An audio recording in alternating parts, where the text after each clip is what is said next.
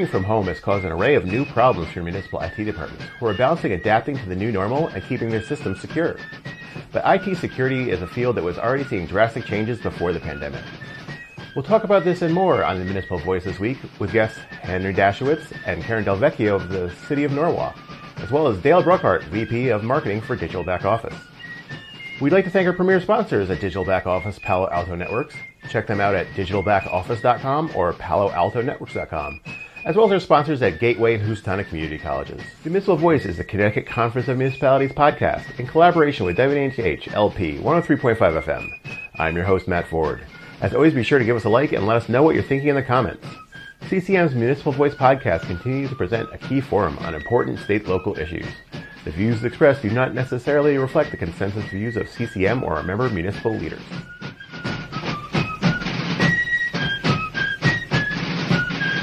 Hey everyone, thanks for being here today. Thank you. Good morning. Good morning.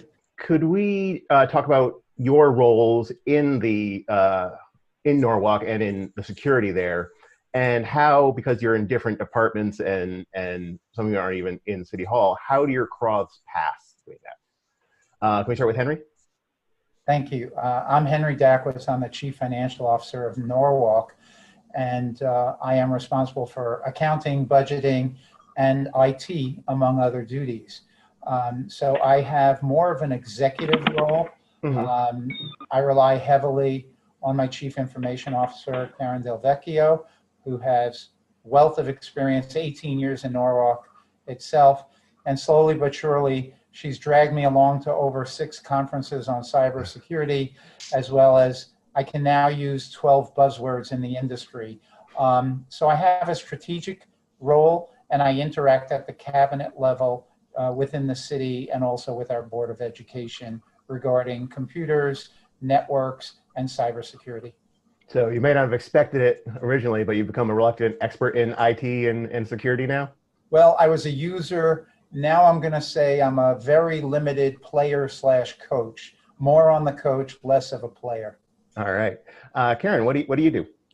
So as Henry mentioned, my title is Director of Information Technology for the City of Norwalk. I have a small staff of about 10 people who do amazing work. We're responsible for all of the city IT function, including public safety and the libraries and the health department. Mm-hmm. We support the infrastructure, applications, probably close to 100 different applications at this point, okay. As well as desktop support and security. All right, and Dale, you do not work for the City of Norwalk, but you do work with them. Could you tell us what you do? Yes, I'm the Vice President for Marketing and Public Sector Sales for Digital Back Office, and the City of Norwalk has been a customer of ours since 2005, I believe. It was 2004, 2005, and we have what I call a great partnership with the city, and we have worked with Karen all those years. And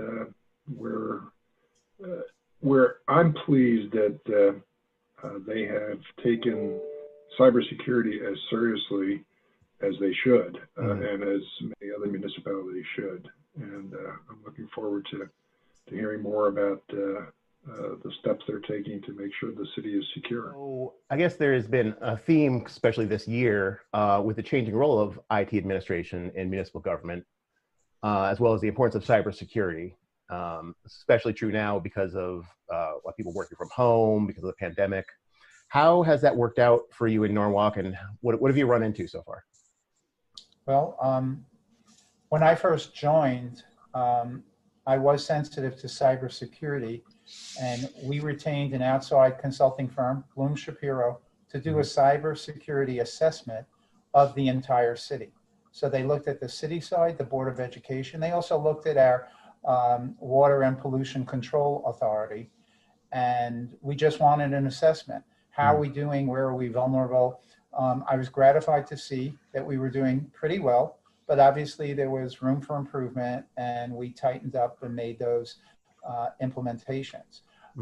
Additionally, as I mentioned, I've been to cybersecurity conferences, and what I notice is as opposed to accounting or some other areas, you don't just learn a body of knowledge and you're done. Yeah. It's ever evolving. It's more like Spy versus Spy in the old Mad magazine. As soon as you solve one problem, they come up with other issues. Yeah. So I categorize it into three areas: people, processes, and the technology. Mm-hmm. You need the systems and the software. Some of it is what we do. Some of it is where vendors like Digital Back Office help us. Mm-hmm. But what Karen and I focus on more are the people and the processes and procedures. So we have dual factor authorization.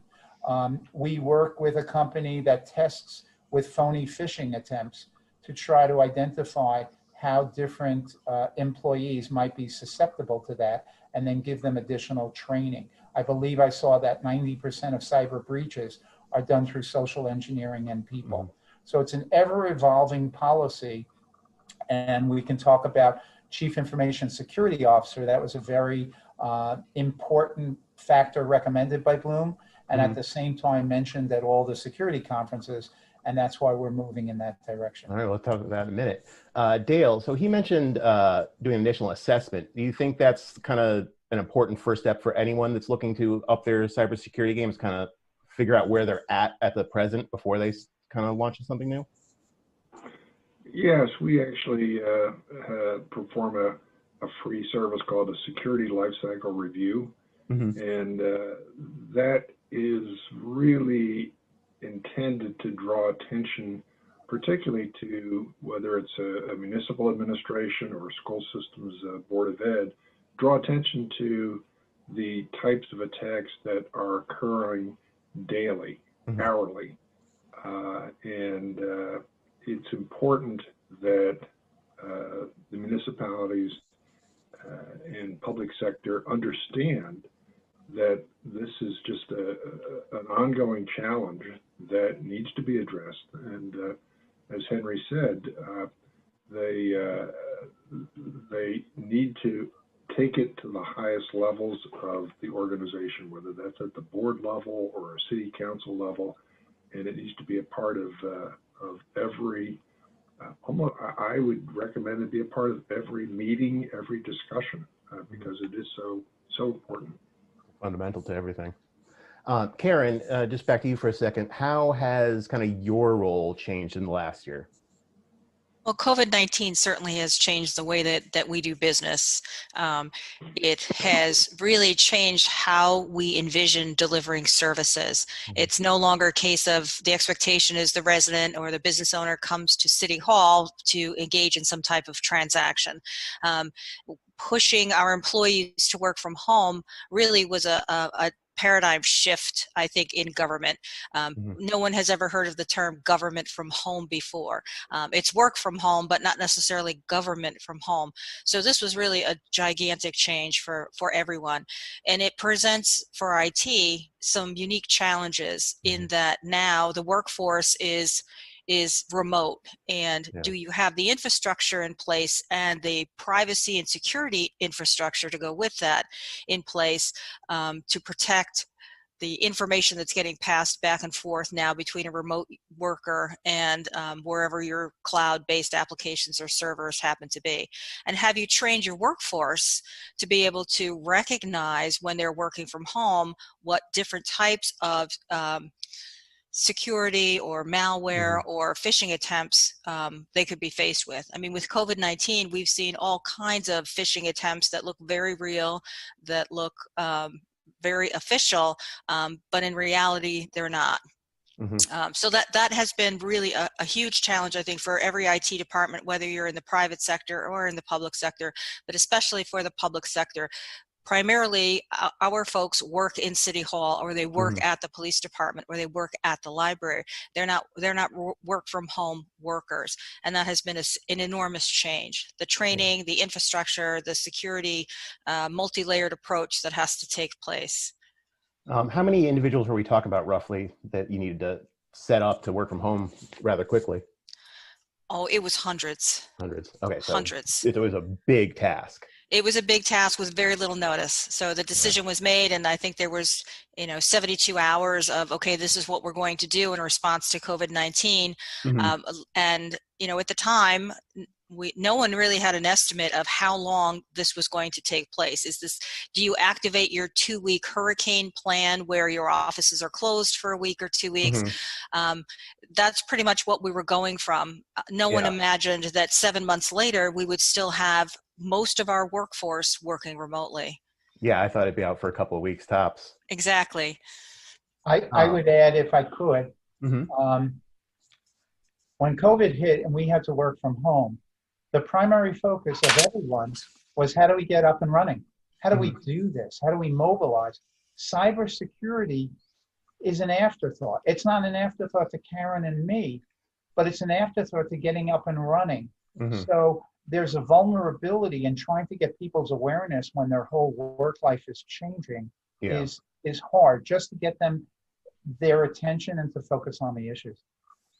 I think that's very true.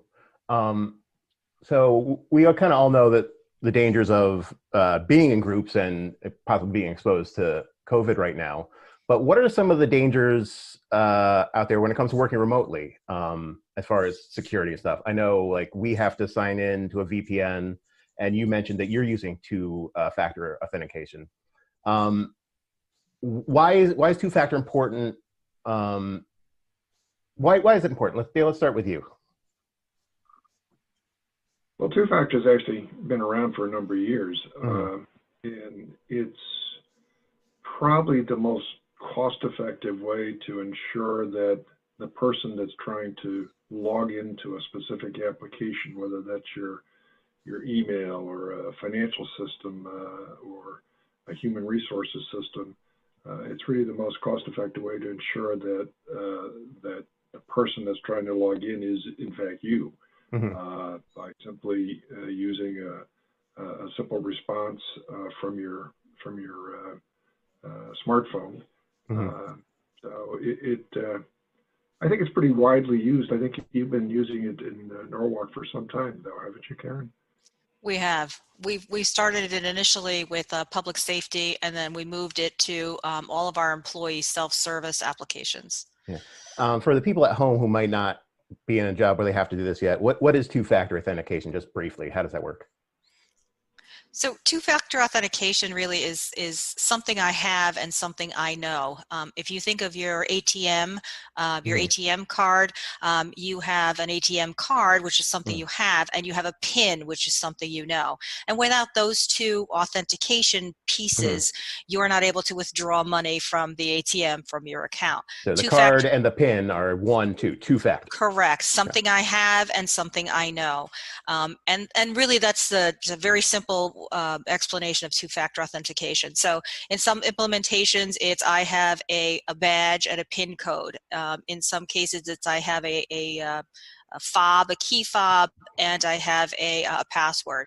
In some instances, correct, I have a password and then a code is sent to my primary, either secondary email or secondary cell phone number that gives me an authorization code, which is a short-lived authorization code in order to access that particular application or information. So there's a lot of different ways to do it, but the basic theme is that something you have and something you know. Correct. A question for, I guess, all of you is one of the more worrisome kinds of attacks is the ransomware attack. Maybe start with Karen. Can you describe what a ransomware attack is and why that might be a disaster financially for the city? Certainly. So in basic terms, a ransomware attack is a bad actor will gain unauthorized access to your data, and they will encrypt that data and hold it for ransom. They'll notify you that they've done this, or you will figure it out once you can't operate any longer, and will ask for money in exchange for the code to decrypt the information. In some cases, when you pay typically in Bitcoin.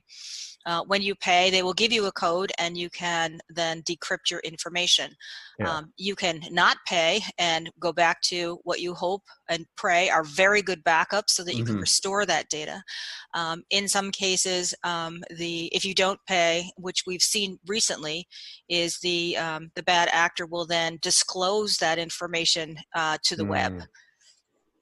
There's not even just the loss of information. It could be disclosing people's private information that you could be worried about. That is correct, yes. I guess this one's probably good for Henry.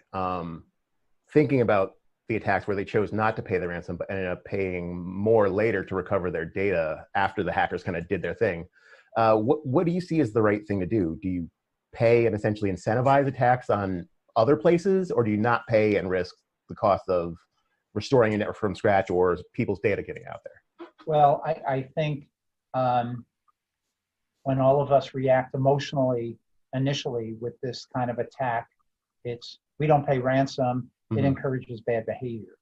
However, I recognize logically that it may be wise and appropriate in certain situations to pay a ransom. I look at our defenses on 3 levels.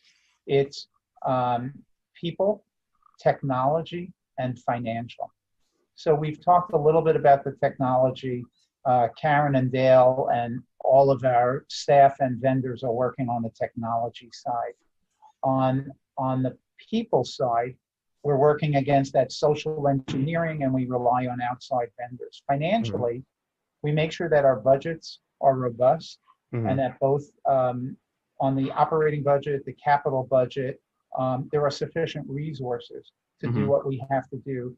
But the last piece is insurance and making sure that, God forbid, there is a breach, that we have someone standing behind us. But it's not just financial. The proper insurance policy offers what I call the hotline, where they help guide you through the process when there is a breach. Step 1 might be to engage a lawyer so that all subsequent discussions have attorney-client privilege. Then we may be in contact with some tech experts who can determine how the breach occurred, whether they're still in there, kick them out, and how you close the door. The next step might be, what are our vulnerabilities? Do we have to disclose, et cetera? Advice on whether to pay a ransom or not. So it's operational as well as financial, and we try to be ever vigilant. Yeah. Hey, Dale, so God forbid something happens and someone does have a breach. What would you guys do if you were coming into that situation with someone that has already had a breach? How would you check out just their system, and going forward, what would you do with them?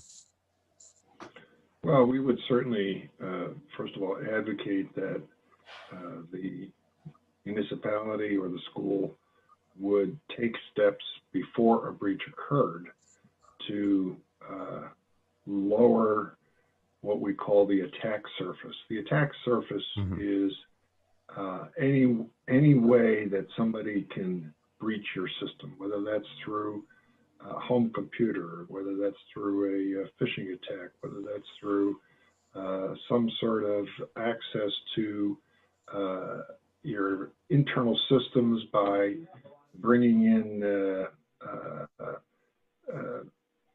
some sort of media, inserting it on your network, and loading some sort of ransomware code on your network that then explodes sometimes months later. So we would certainly advocate taking those steps. And I think in Karen's case, and in the case of Norwalk, they have taken those steps over the past several years to harden their systems, to lower their attack surface. After somebody's been attacked, we have oftentimes been called in to put the adequate protections on the endpoint devices, upgrade the perimeter firewalls, but we don't get into our company doesn't get into the sort of forensics that Henry was talking about. We leave that to others, to specialists. But we would certainly advocate trying to take those steps before the ransomware attacks occur, so that you don't have to deal with the back end of the problem. So prevention is really where you guys focus on and where you Absolutely. come in. You are listening to the Municipal Voice on WNHH 103.5 FM. Now, in response to some of these threats, and you mentioned this a little bit before, Henry, the city has taken a step, has become kind of more common, and you're looking for a Chief Information Security Officer, CISO. Why hire a CISO? And, you know, has information security really become like a full-time position like that in town government, city government? Absolutely. I mean, when I think of Karen and her limited team, and also the Board of Ed, they're responsible for, I don't know, 48 different things at any time. Is the network up and running? How are we going to get people working remotely? Is this software upgrade going? All these changes, and cybersecurity isn't always number one on their plate. Yeah. When you hire a CISO, it's number one on their plate, but it's even broader than that. What I've learned is that it's not just cybersecurity, it's more privacy, information privacy. Now, as a municipality, we have very sensitive information. We have tax records, which has everyone's personal information. We have a health department that has medical records covered by HIPAA. We have school children in the school system, and we have sensitive information there. We have law enforcement data that's critical with tremendous video archives because of all the body cameras. So we are in charge of a lot of information. And as Dale was mentioning before with ransomware, it may not be only paying to get access, but what if they divulge sensitive information? We've had these retailers who had millions of data items that were revealed, and they have to pay for security for several years. They have to disclose. There might be regulatory violations. So the CISO's role is to be number one on cybersecurity, coordinating with our CIOs on the city and the Board of Ed side. But at the same time, if we accept a credit card for payment and the clerk writes down the credit card number on a piece of paper, if that's not shredded and disposed of carefully, we could be vulnerable. So the CISO's role is broadly defined as information security with a, you know, and 1A is cybersecurity. So it sounds like it's not just for them being concerned about hackers coming from the outside, which is a big concern, but also how people internally in City Hall handle and manage that data in a secure way that protects people's privacy. And let's just add the nightmare where firms have been hacked on the inside with rogue employees who have downloaded terabytes of information and disclosed them. So now, when we hire even a temporary employee, we screen them. So you have to look, I'll go back to Dale's point of attack surface. You want to harden it and you want to minimize it. And some of it is procedures. They seem mundane. They seem to be painful. You know, I have to go through this process. I need this person today. Sorry, that vulnerability is too important to us. So we try to put it in every day. As Dale said, prevention is worth about 1,000 times rather than a cure afterwards. So I've read in some articles that CISOs have to manage risks by adapting to the times. Right now, employees are adapting themselves and using programs downloaded from the internet, using their personal devices, cloud services, all these kind of new things that they're trying to scramble to figure out how to do their jobs remotely. But they haven't been vetted, which can be a nightmare for security. How do you mitigate these possible avenues of exposure? Karen, let's start with you. You need to put really good controls in place for this and need to educate your employees. They need to have a clear understanding of what's acceptable and what is unacceptable behaviors, including downloading applications or taking or using, you know, freeware that they might find on the internet.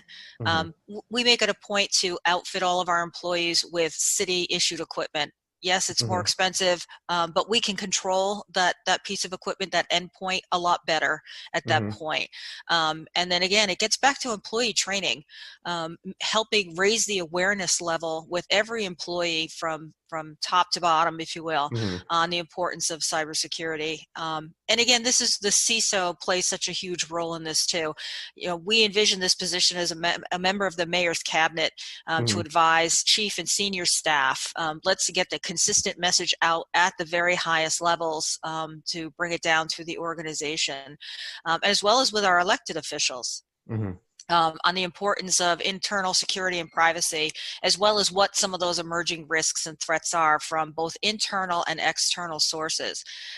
We view this as a position that will work with the senior leaders to integrate security into their operations and make sure that we're in compliance with our own policies as well as applicable laws.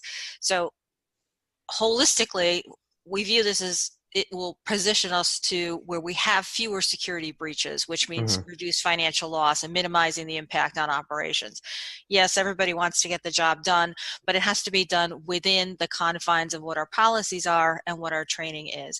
And again, this is the CISO's sole function, is to bring that dedicated role for privacy and information security, wherever that information exists and whatever format that information exists, to the organization from the cabinet level all the way down to the frontline employee. So kind of related to this, right now we're talking to each other on Zoom. And so kind of another area where the popularity of this platform has kind of outshined some early reports of Zoom bombing. Was kind of at the very beginning of this was an issue that everyone was talking about. How do you square the safety with kind of the utility? Henry? It's a trade-off, and you have to go and battle. I know what Karen has implemented for Zoom is that the codes are only issued to the people who are participating. It becomes a little bit more of a challenge when you have a public meeting, but we have ways to control that as well. The moderator can cut people off right away. So we try to limit that. Another area that has been increasing in frequency has been breaches through third-party vendors. Okay. So we may have great security, but we have vendors who have access to our networks. And we have implemented a process to vet the computer security of our vendors.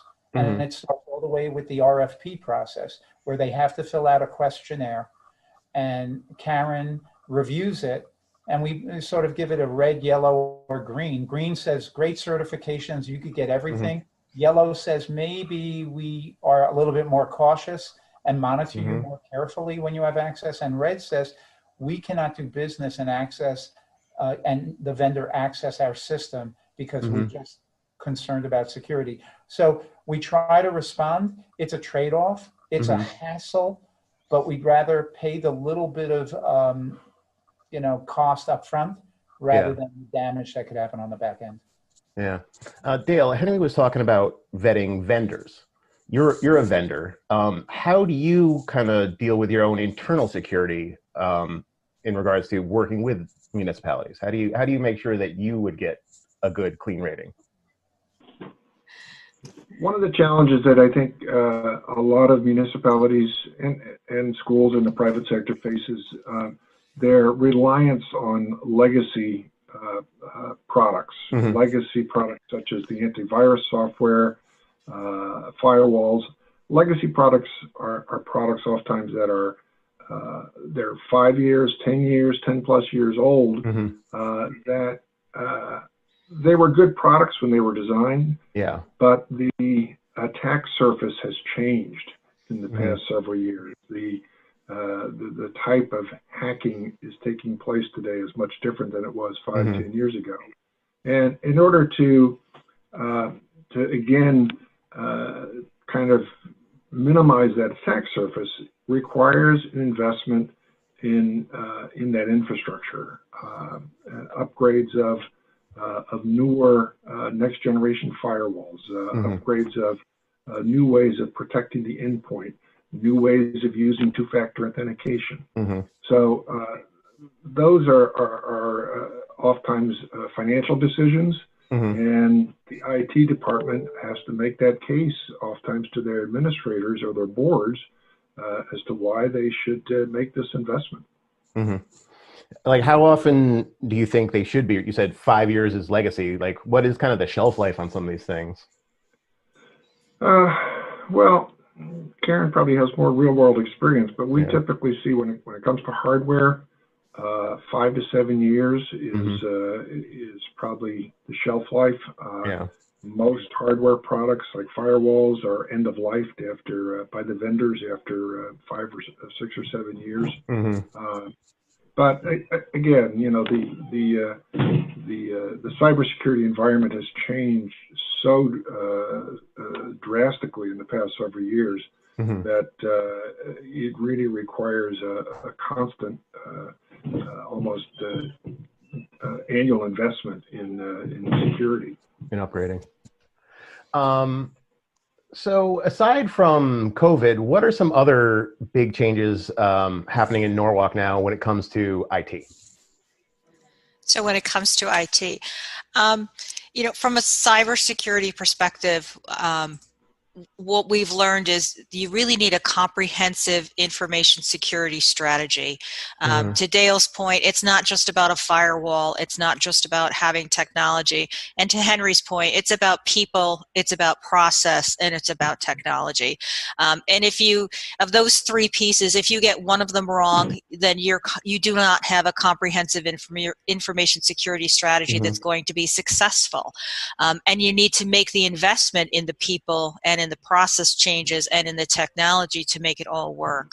Hmm. That's what we've learned from our experience, and working with our vendor partners, and even from what our own people have brought it to the table.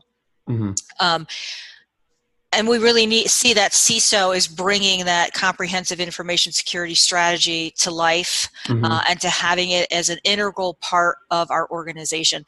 I always say that cybersecurity is a team sport.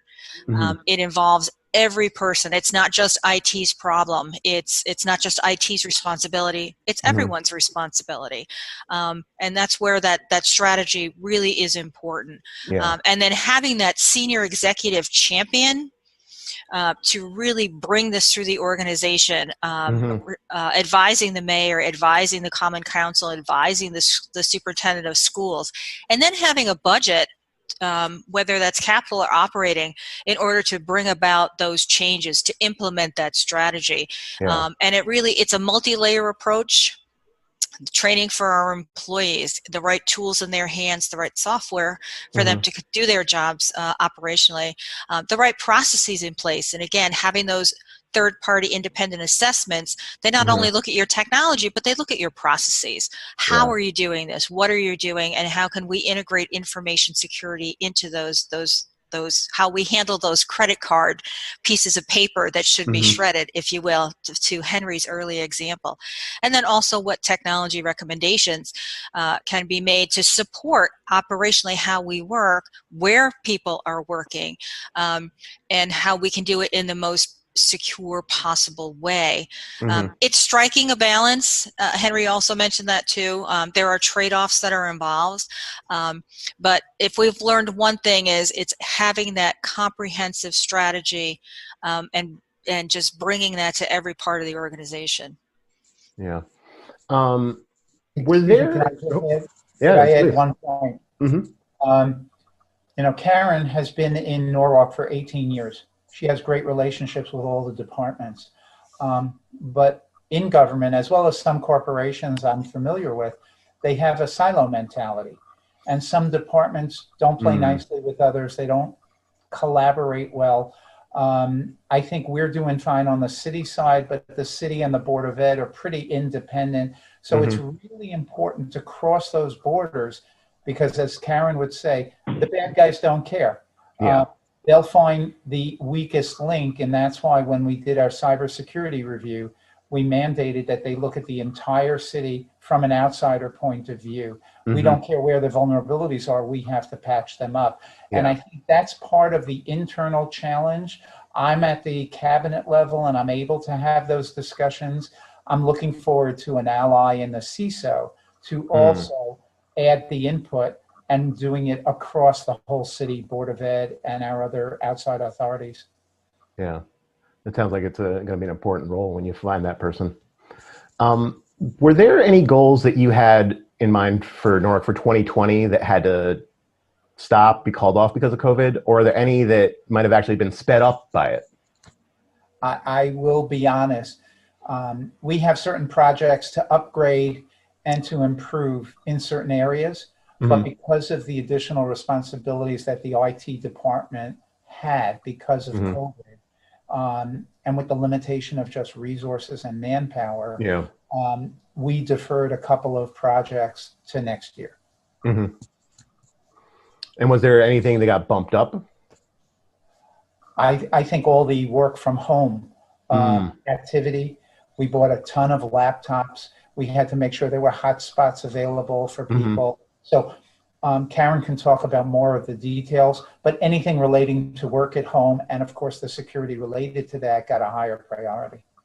Yeah. Were you kind of already going towards some of that before this happened? Like the ability for employees to work from home, was that kind of already part of the plan? Yes. Over the past few years, we've taken more of an approach of moving applications to the cloud as opposed to having them on premise. And some of those decisions that we made in the last 12 or 18 months before COVID have really paid off by moving those applications to the cloud. So it just accelerated some of the existing plans. Correct, right. And there were technologies that we were assessing before COVID hit, VPN technologies, for example, Office 365 implementations that when COVID hit, we really accelerated those very quickly and made them as tools available to the employees. So I guess now you have those tools in place. Does Norwalk have plans to allow employees more flexibility, work from home in the future after the pandemic is over? You know, that's really a policy decision from the administration. I think that certainly it's been an eye-opener in terms of, again, how we reimagine how we deliver services, what has worked well, what needs to be refined going forward. But I think on a department by department basis, I think those department heads are getting a really good sense of, hey, you know, you really can't pick up the trash from home. That's got to be done in the office, so to speak. But there are other functions. For example, myself, I find I'm working from home more and being a lot more productive working from home than I would be in the office. So it's really on a case-by-case basis, department by department. It's you need people in the office to collect taxes. You don't necessarily have to have people coming into the building. We set up a walk-up window, if you will, for staff, for residents to come and pay their taxes. And a lot of what we've done with City Hall, we've set up an appointment system. So rather than just show up at City Hall and wait in line, you can now make an appointment online and come to City Hall and be served right away, as opposed to being having to wait in line. And we find that residents really like that. I guess final question, looking forward, if you were to give people at home advice on what they should be doing about cybersecurity, what would be your one piece of advice for them? Henry, let's start with you. I would say be very cautious of phishing and connections to your network. Check those return email addresses to make sure it's really from the person that they say it's just because it says it's from grandma, it doesn't really mean it's from grandma. It's not just from grandma, but the point is there have been people who emulated the Johns Hopkins COVID results and access to certain information. I think people are preying upon the fear and the fact that people are busy at home and they just don't have the normal controls that we have in an office environment. And you have to be just extra cautious. Yeah, like some of the stuff that might have been handled by firewalls at work previously, people are kind of on their own now and have to learn how to be responsible for some of their own sort of security things. Correct. And when the pressure is on to get the work done in a time critical fashion, we sometimes forget some of those basic security protocols that we normally do. Yeah. Karen?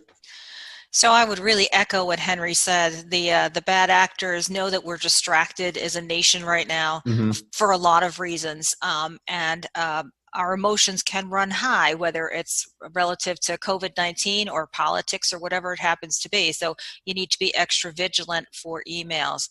I would also say that with a lot of people working from home, passwords become difficult to remember. Mm-hmm. Make your passwords complex. Make them 12 characters, upper and lower case. Add, pass phrases, if you will, as opposed to a password, and don't use the same password or similar password between your business and your non-business accounts. We've seen cases where an employee may have shot themselves in the foot because they used their Facebook password for their email their work email password. That's a recipe for disaster. So we would encourage everyone to have a complex password and to have unique passwords.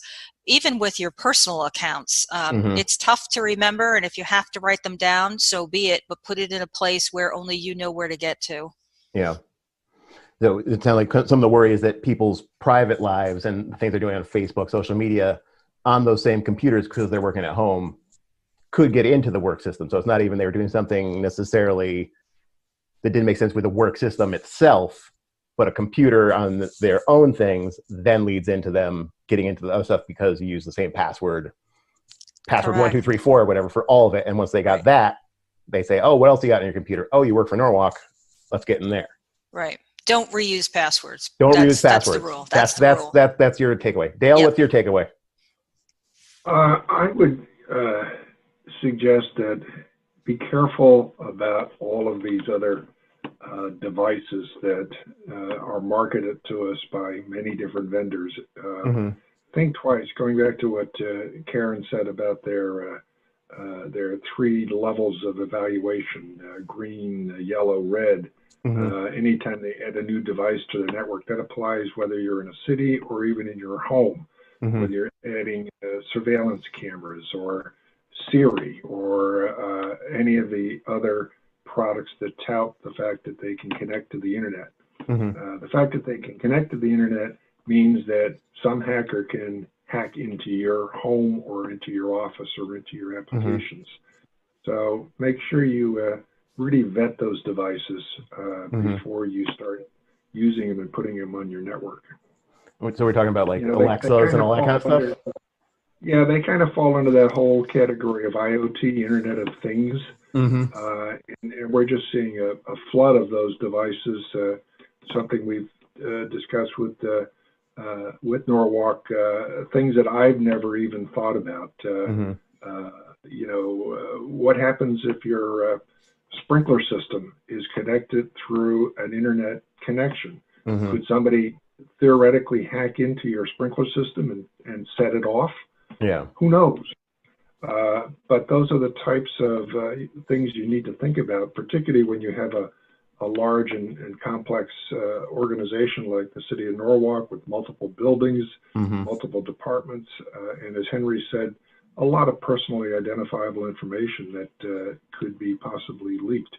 So the whole IoT area is right now, it has enlarged that attack surface, unfortunately. Every time you add these new devices, it's just another way for the hackers to possibly penetrate your security. Those conveniences can make it convenient for the hackers as well. Absolutely. I would add that years ago, I was a consultant to a smaller company, and it was many years ago, and the security of that system was suspect. And I just insisted that our accounting records be on a computer that was not interconnected with the internet or anyone else. It gave us a level of security against the vulnerability until that vulnerability was shored up and satisfactory. So that's part of, it's sort of a doomsday kind of security approach because you're losing so much utility. But if the cybersecurity is so weak, that is an ultimate way of making sure that you're not as vulnerable as you might be. So maybe not a long-term solution, but in the short term, until you have those more modern security things in place, going old school might be the safest way to go. Old school sometimes works. But I think probably as things progress, it's going to be harder and harder to actually use those kind of legacy products, as Dale would call them, because the support for those things will kind of slowly fade, I think, as everything becomes more and more online. So getting on top of the security now is the way to go. Prevention is worth 1,000 times the cure, and that's probably a Absolutely. low ball estimate. I think that's the word all around here: prevention, prevention, prevention. Well, we could certainly keep talking about IT security all day, and I think we could all get together, 6 months, a year from now, and have an entirely different discussion with all new factors to talk about, which maybe we should do a year from now. So thank you all for talking with us. It sounds like Norwalk is in good hands, and take care and stay safe. Thank you very much. Thank you. Thank you, Matt. Thank you. To thank our guests. And on a special note, this episode marks the 2nd year of the Municipal Voice. So I'd like to make a special thanks to our premier sponsors, Digital Back Office, Palo Alto Networks, who you can check out at digitalbackoffice.com and paloaltonetworks.com, as well as our sponsors, Gateway Community College and Housatonic Community College. Learn more at gatewayct.edu and housatonic.edu. Thanks to CCM staff, and an extra special thanks to Paul Bass and Harry Draws for keeping the show in the air through uncertain times. Make sure you support the New Haven Independent at WNHH where you can. The Municipal Voice is a co-production by CCM and WNHH 103.5 FM. Kevin Maloney is our executive producer, Christopher Gilson is our producer, Harry Draws is on the boards, and I'm Matt Ford, your host. Be sure to check out our Facebook page and give us a like, and watch out for our CCM chat series on our YouTube page.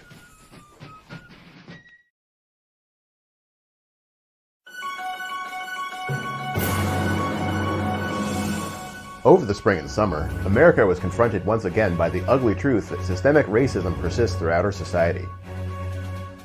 The effects of systemic racism have consequences in housing, education, health, wealth, and nearly every other part of daily life. In fact, race is still the #1 predictor of success and well-being in our country.